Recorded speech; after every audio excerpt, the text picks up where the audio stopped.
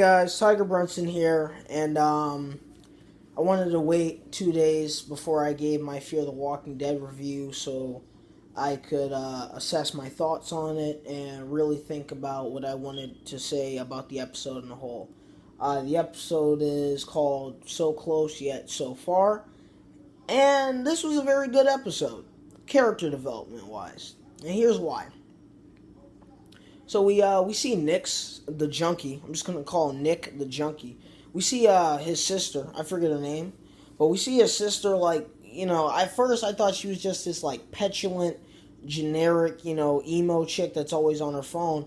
But you can see she actually cares about her brother a lot. It doesn't make her angry that he's a junkie. It makes her sad that he's a junkie. And she loves her brother very much, and I got a lot of love in this episode. How before she even knew somehow she knew he was gonna have a seizure. That's kind of like me with my siblings. I can kind of tell when something's wrong, and she kind of sensed that. That's why she went back, because I would have been mad. I would have really turned on this character, Felicia. That's her name. I would have really turned on this character if she had just went to go see her BF instead of taking care of her own blood, So good on Felicia for her character development. We also see Maddie's student, the chubby kid, don't know his name. We're gonna call him Pimple Face McDoughboy for now. Pimple Face McDoughboy. So he has character development because we can tell this. You can tell this kid has no friends. You can tell he's pretty much a loner because he knows about way too much survivalist stuff. And part of me wonders how, I don't know, I just have a suspicion that zombies exist in the Fear the Walking Dead world because, he's really preparing for a zombie apocalypse. He's stocking up food, he's checking the virus. So, I like his character a lot.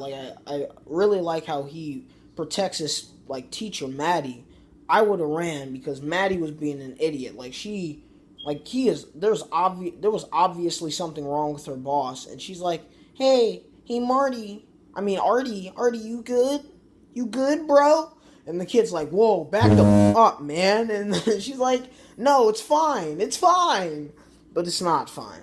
So, props to the kid for trying to shank a mofo.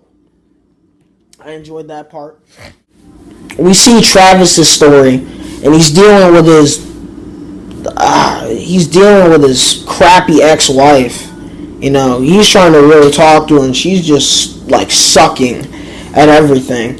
And we see more insecurity issues with Travis's real son. Don't know his name, forgot. We're gonna call him Peter Parker. So Peter Parker is facing a lot of issues, with the whole thing on the bus, how those guys almost trip him, and he's laughing at him, and how he kind of just puts his headphones in. I'm not the most popular kid at school, don't have many friends, so I can relate to people like that. I love those underdog characters, because that's how I feel. So I enjoyed his story a lot, and how he's with the crowd, and he's filming the police, what we assume to be police brutality. And it really makes me predict that the zombies didn't kill the police and the army. It was the civilians. Because from the civilians' point of view, the cops just killed an innocent homeless person. But there was something wrong with him. He was crazy. He was a zombie biting. But civilians don't know that. They don't know they're in a zombie story. So civilians, to them, they're like, this is police brutality. This is crazy. And, the kid feels important because he's the one with the camera. He feels part of a revolution. That's why he didn't want to go. That's why he felt good, because the crowd was accepting him. And, Travis and his wife, his ex-wife, get Peter Parker, and they make it to a barber shop, and they get in there.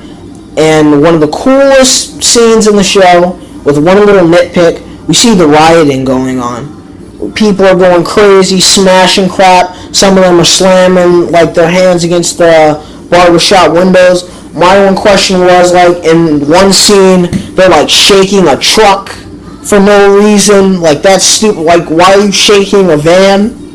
Get in the van, drive it into a building. Stop shaking it. because you're not going to tip it over, you know. So it was nice seeing the rioting scene, because even though we didn't get a lot of action in this episode, it kept me intrigued with the human emotions, with the real character dynamics. And this is something we never really got in the original Walking Dead show, because when Rick wakes up, society has already fallen. We, right now, are seeing society breaking down. At first it's reports. Then in one trailer they showed last week, there are missing posters.